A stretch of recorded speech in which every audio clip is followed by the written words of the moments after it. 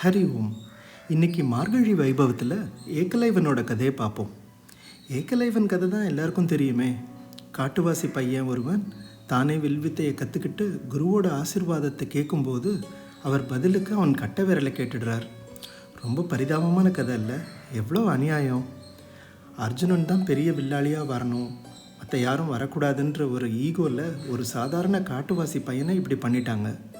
அதுவும் துரோணாச்சாரியார். இதுதான் அவங்க சொல்கிற தர்மமா? விட்டால் நெட்ஃப்ளிக்ஸில் அநியாய கதைகள்னு ஏகலைவன் கர்ணன் ஒரு சீரீஸே ஆரம்பிச்சிருவாங்க. அதுக்கு முன்னாடி ஏகலைவன் யார், அவன் எங்கேருந்து வந்தான், ஏன் இந்த விரல் வாங்கி அவனை நிறுத்தினாங்க, இந்த கதையெல்லாம் தெரியுமா? ஏதோ காட்டுவாசி பையன் இல்லை இந்த ஏகலைவன்.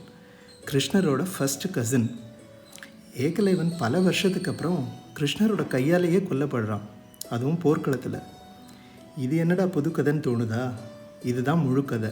ஷார்ட்டாக சொல்லட்டா, கிருஷ்ணரோட அப்பா வசுதேவருடைய தம்பி தேவஸ்ரவன்றவரோட மகன் தான் இந்த ஏகலைவன்.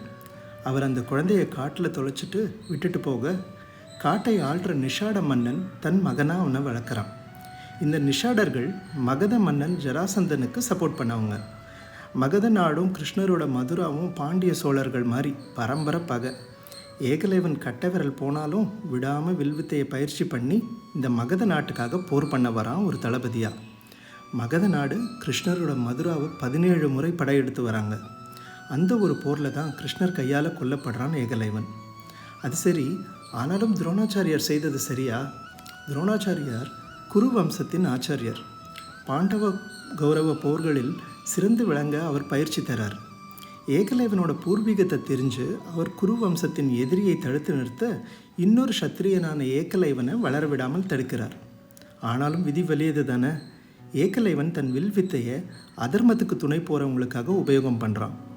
சனாதன தர்மத்தில் அறிவும் திறமையும் முக்கியம் இல்லை, தர்மத்தின் பக்கம் நிற்கிறோமான்றது மட்டும்தான் முக்கியம்.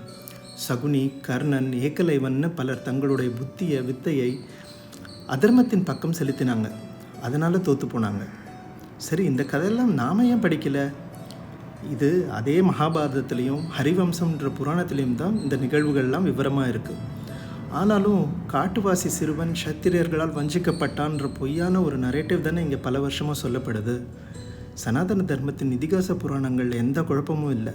படித்து புரிஞ்சுக்க நமக்கு நேரம் இருக்குதான்றது தான் கேள்வி. ஹரி ஓம்.